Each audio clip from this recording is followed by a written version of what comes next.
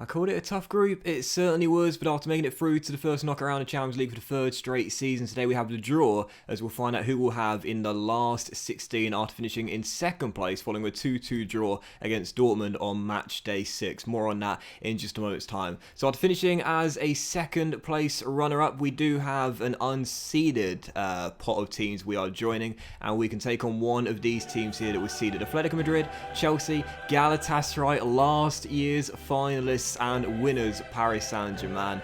Can't face Dortmund of course, but Porto, Man City and Spurs could also be our opponents. So let's see who we've got in the last 16 of the Champions League. Oh my word. Okay, PSG, of course, waiting for PSG to go. They've finally gone. Real Madrid versus Dortmund, who are in our groups. We can have Chelsea, Galatasaray, or Porto. It's not Chelsea, and it's going to be Galatasaray, the Turkish side. Now, of all of those teams there, with all due respect, I'd probably say they would have won, that I would have wanted more than any other. Galatasaray, the Turkish team, in the last 16, and that is very interesting indeed. I thought it was going to be PSG, I'm going to be honest, but it's Galatasaray, the Turkish side, in the last 16, and looking at the team they've got, yeah, I put us as favourites heading into that. Galatasaray in the last 16, bring them on. Hey guys, what is going on, and welcome back to another episode of Club and Country. It's episode number 66, and today we're returning with two games with Brescia as you host Crotone once again in the first round of the Tim Cup, and then Milan in America in the Supercoppa as well. Before we get to the game, so shall Brescia be getting on off camera? Well, actually, as much as I'd love to do that, I'm not going to be able to. I've just spent the last 45 minutes trying to get the highlights to load, the game crashing, reloading the game, once again seeing it crash and repeating the cycle over and over again. I mentioned it before, you know, you see the laggy 3D. My iMac is very old, and I'm now starting to wonder if I possibly have a faulty graphics card. I've got to be honest, I know nothing about computers and technology, but that's what it seems like it might be the case when I Google it. So, yeah, I don't know if I'll be able to show you highlights again. I certainly can't today because the game just keeps crashing, so I apologise for that. And you know what, it just makes me think maybe this should be the last season of the save, because this is really frustrating me now. I just can't seem to get this issue sorted. Even trying to load them in 2D sees the game crash sometimes. It's so frustrating. But anyway, I'll report what happened in the run off camera, even though I can't show you the goals and so on. There were 6 games competitively and a friendly as well. We got a 2-2 draw in the Champions League group stage finale. I discussed it briefly at the start of the episode when you saw the draw for the round of 16, where, as you know, we take on the Turkish side, Galatasaray. We drew 2-2 with Borussia Dortmund. I fielded a weakened side for the game, and we went 2-0 up in 22 minutes, and I literally could not believe it. Simonetti avenged his demons after the terrible performance in Germany. Del Monte got one as well, but after Gnabry got Dortmund back in the game 4 minutes later, Jonathan David made it 2-2 right after the restart in a 2-2 draw.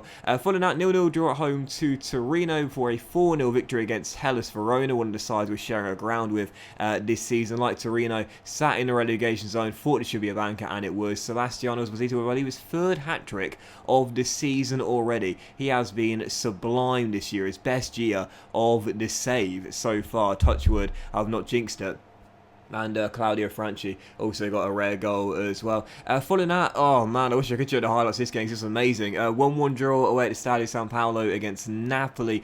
Both teams right now, two of the strongest teams in the division and going for the title. Fell behind 15 minutes in, but both goalkeepers in this game were just on absolute flames. It was a real cracker. Woodwork was struck once by either side as well. Esposito was the guy that got our leveller. Shot Cara from a free kick 4 minutes after the restart, but a 1-1 draw was all we could get in that game, but that was still good enough for me away from home. And following that, to start January off, back-to-back wins against Ascoli, rock bottom right now at home, with Andre Anderson scoring his first hat-trick for the club. Really great solo display there by our Brazilian-born Italian. And the final game was a 2-0 victory away against Empoli, where Esposito bagged yet another brace. So in the run off camera, as you can see, 3 wins and 2 draws in this area. We remain top of the table, but only just. We are officially halfway through the season now, and we're only 2 points clear of Roma, 6 clear of Napoli, and 7 clear of Inter. Juve are 11 points behind us right now, as are Udinese. You can't rule out those guys from getting back into the race, but really I would say it's a 3 or 4 horse race. Unlike last season where us and Juve at the halfway point were just many points away, and it was a 2 horse race pretty much the entire season. This year I'd say 4 or 5 teams have got a great chance of winning the title. Half the season to go, we're in pole position, but there's a long way to go.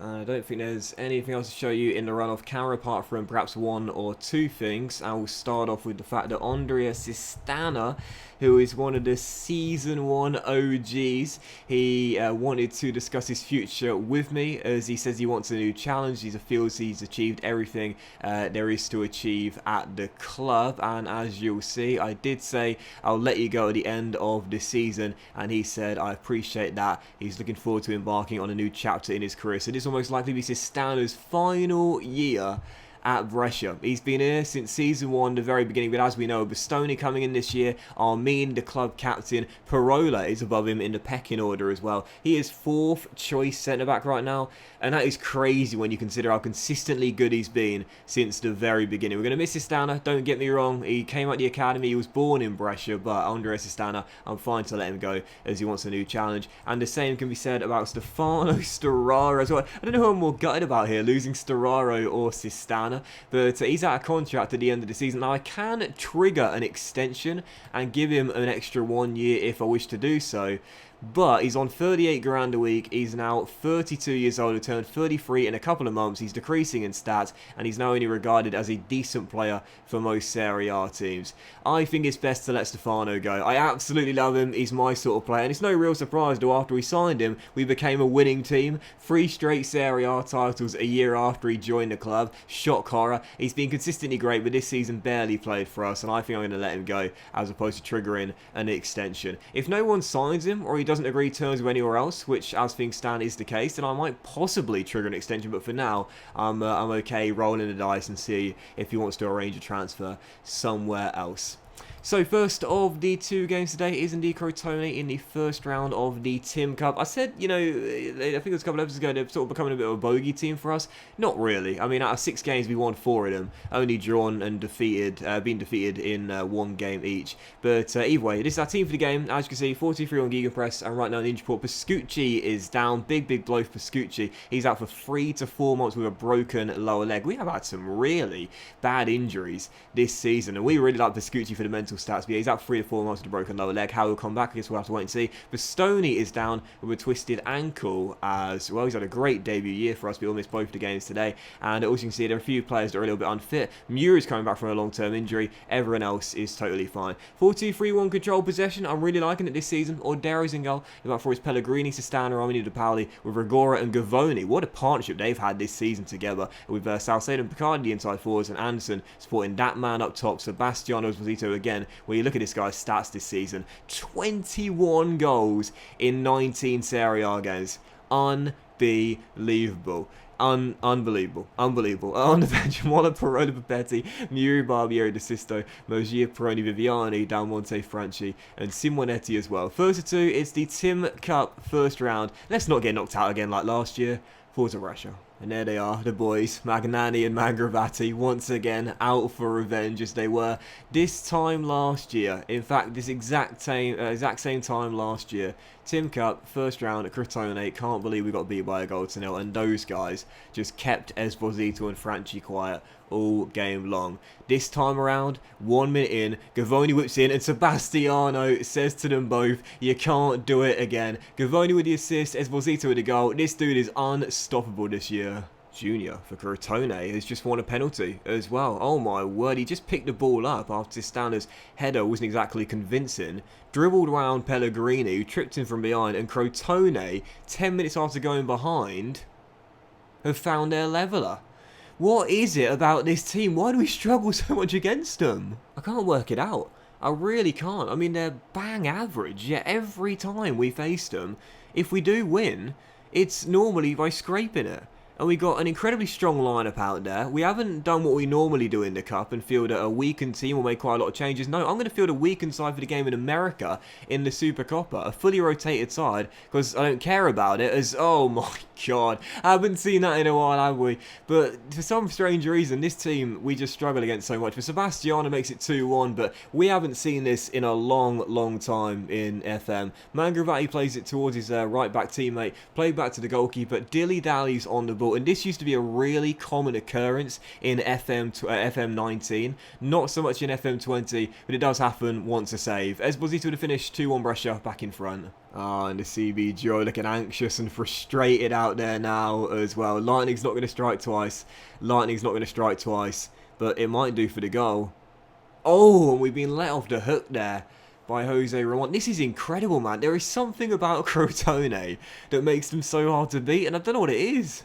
It's remarkable. It really is. These guys just always put up a great fight against us. But as they stand across fields to Bacardi, can we get a 2-goal cushion here and really put the cat amongst the pigeons? Which one in? Salcedo heads just wide post. It's been a long time since Eddie Salcedo last scored for the club, and that wait continues. Half time, still only leading by 1. Statistically, we've been in control, but we can't let Crotone back into this one. I want a third goal early in the second half, and I want this game done. I don't want to leave it to chance against these guys. We know what happened last season, and I don't want the same thing to happen again. Magnani receives the back pass and finds Mangravati as our former CB duo pass between one another. And as that long ball is not cut out, Jose Ramon beats Sistana and Pellegrini, and it's another penalty. Extraordinary. Second time in the game, Luca Pellegrini brings his man down. He's having a shocker. And Jose Ramon, if he can do it again, is going to single-handedly pull Crotone back on level terms for the second time in the game. What is it about these guys? I can't understand it. I literally cannot understand it. But these dudes, I mean, remarkable. I'm taking Pellegrini off. He's had an absolute shock, giving away both penalties today and on booking as well. Mura's going to come on. And with 25 minutes to go, we're set for extra time here.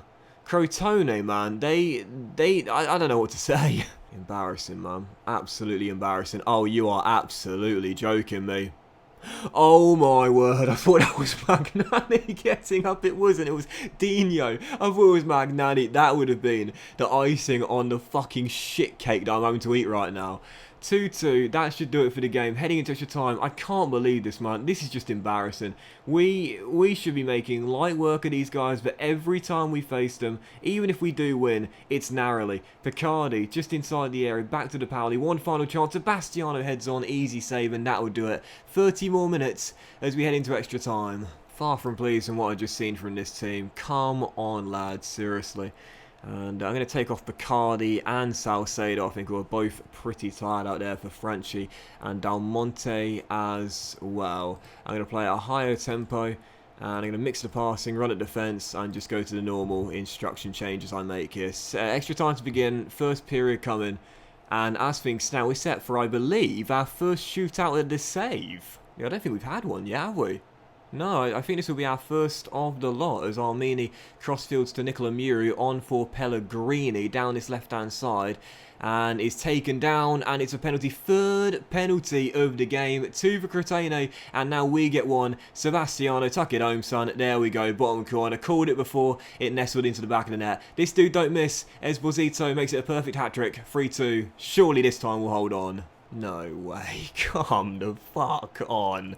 Seriously. Crotone in possession. Great ball out wide to Ferry off the bench here, who beats Fabio De Paoli and crosses one in, and oh my word, clips the far post and goes just wide.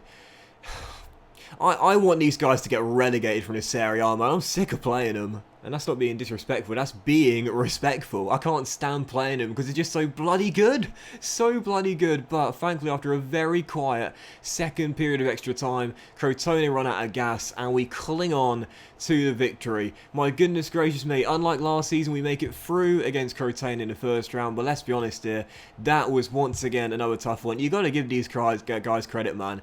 Total underdogs every time we faced them, yet they always put up a good fight, and they did once again. And I think the cup draw is going to be tomorrow as well. So we'll find out who we've got in the quarter-final stage before we play a second and final game today in the Supercoppa. And actually there is right there. Oh, of course, because in the Tim Cup they do the stupid draws before the round's even been done. But yeah, it's Napoli in the quarter-final, third in the Serie A, one of the best teams. And if we get through them, then we'll have Roma or Milan. You might as well tell us who we might get in the final as well, lads. I can't stand that. Okay, maybe can't stand it is a bit of an exaggeration, but it's just I don't get the appeal of it. It's like, what's the point? It's like, well, if you get through this round, then you might have this team, or this team, or this team, or this team. And if you get through that round, you might have this team, or maybe this team, and maybe this team if they get through that round, and maybe this team as well. It's like, okay, great, thanks. It doesn't really help anything. And there is something that's just now being decided as well. We discussed it very briefly earlier, but Stefano Sturaro is indeed going to leave us then in the summer transfer window. It's quite interesting as well, because Dijon put a bid in for him in I think it was at the end of December to the start of January, but the transfer would have gone through immediately, and I don't want to lose Sturaro in this January window. I'm fine letting him go at the end of the season, but not midway through. So I rejected it. He wasn't happy about it because he wanted to join them, but now they offer him a contract, and he's going to go there to France at the end of the season. It's totally fine with me. Sturaro is going to go his final season with us, but for the years he's given us, man, 3 straight Serie A titles, a true team leader and workhorse. We'll miss you, Stefano. We'll miss your son. Vice captain as well, don't forget now. But I'm going to give it to Fabio De Paoli for next season, as Sturaro is finally going to call time on his fabulous time at Brescia.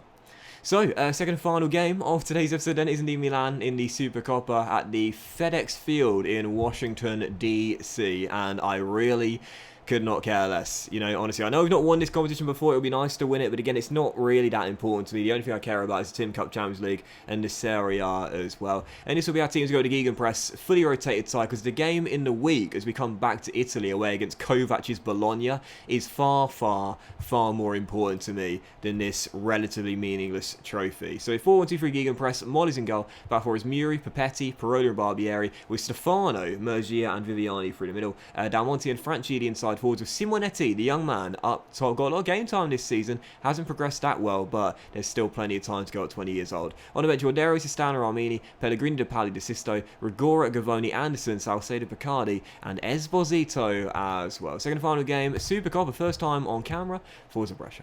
Yeah, even the Tim Cup, I'm not really that fussed about, to be totally honest. I mean, it's a piece of silverware. It's regarded as a major honour, a domestic cup. It would be nice to win it, but it's my lowest priority. Like, the Tim Cup is the third priority for Brescia, and it always will be. The Serie A first, Champions League second, and then the Tim Cup as well. But as for the Supercoppa, I don't even count it. I literally don't even count it. If the board don't care about it, then neither do I.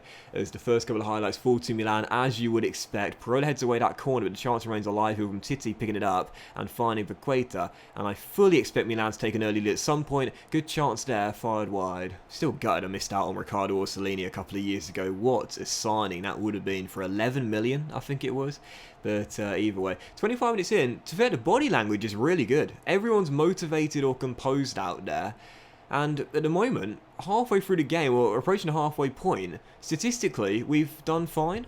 This is decent. And as we have a highlight here, with 8 minutes to go in the first half, Viviani's found Muro in space with a lovely searching ball down the left-hand side, and Nicola decides to go for goal from a tight angle and smack it in to the side netting. Good to get a shot away though, still 0-0, but I must be honest here, despite the fully rotated lineup out there, we've done okay thus far. As we close out the half as well, a decent little spell of pressure from Brescia. Nicola Muro down the left-hand side with one man coming across, rolls through to Dalmonte and decides not to go on the overlap and leave Nicola to do his own thing. He'll pick up the loose ball though after Highsach's tackle, beat him on the one-on-one, whip one in, cleared away, but only as far as Dalmonte. Now Murgia, 25 yards from goal, back to Sturaro, to Viviani, and now Barbieri. Nice football from Brescia. Tommaso comes inside, hits it straight at Donnarumma. Both wing-backs having a go, but pretty poor efforts as we finished a half. But I tell you what, statistically, we've done just as good as Milan in this first half, and I've been pretty encouraged by this. So, half-time, we just saw a VAR incident given us a free kick, and that is going to do it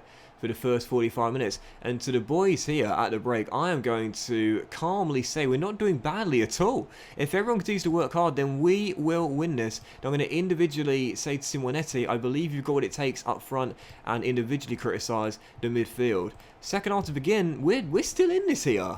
Still, Milan's team, you would say, is definitely stronger than ours today. No doubt about that, at least in my opinion. So I am expecting them to get a goal at some point and take the lead. Riccardo Orsolini beats Nicola Muri, comes back but can't deny the cross, and Schick's header flies just over Marco's crossbar. Still 0-0, but loads of chances. I think the body language is the real telling sign for me. Ours is really good. Theirs is really poor. And you know what that means in my mind? We basically won the trophy.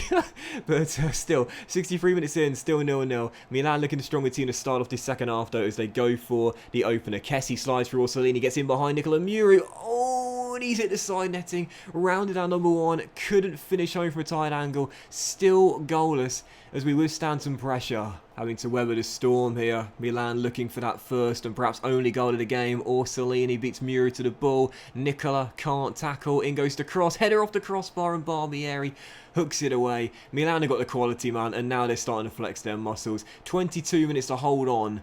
But as things stand, I don't think we are going to be able to hold on. Milan have got a foothold in this game, and we can't stop them coming forward. Theo Hernandez into Paqueta with space to cross. Ferrara comes across, can't deny the cross, and Orsolini finishes the cross. Riccardo with the goal. Milan finally take the lead, 1-0, and the visitors, Milan go in front. Well, that's fair enough. That's fair enough. We've put out a good fight, but it's not to be. I will bring on the starters here for the final few minutes. Salcedo for Del Monte, Esposito for Simonetti, and I take off Storaro as well. He's wearing a captain's armband right now, and bring on Andre Anderson as well. See if there's possibly one late chance to get ourselves a leveller, but I'm pessimistic. And that is going to do it. It is going to be yet another Supercoppa defeat for Brescia, but to be honest, I'm not really fussed about it. Not really fussed at all. Milan get the win, and we now make it 3 straight Supercoppas without success. But to be fair, with a totally weakened lineup out there against Milan's very good team, to put up that sort of fight, I'm encouraged by that. And as I always say, you can't win them all. You can't win them all, but as long as you put a good amount of effort in, that's all that matters. So putting the result aside, that was a pleasing performance. Because it was. A backup team, totally rotated, and we pushed them almost every step of the way. You know, you can't win all the time in life. Sometimes you'll lose, simple as that. But if you put the effort in, that's all that matters. Life lessons from Docky Boy. But that was today's episode of Club and Country, guys. Big thank you for watching. Really hope you have enjoyed. If you did, then please do drop a like. Much love to you all. Have a fantastic day. And you know what we're going to be coming back with in the very next episode. We're going to play through the rest of the January transfer window, where I don't expect any more moves to happen. But actually, to be fair, there is the Tim Cup quarter-final against Napoli to be played, and there's Roma at home as well. Do you know what? Scratch that, forget what I just said, and ignore what I just told you there. We're going to come back with Roma in the Serie A, massive game at the top of the table with only 2 points separating the top 2 right now, and then the Tim Cup quarter-final against Napoli at the Bentegodi as well. Have a great day, guys. Much love, and I'll see you for the next episode of Club and Country very soon.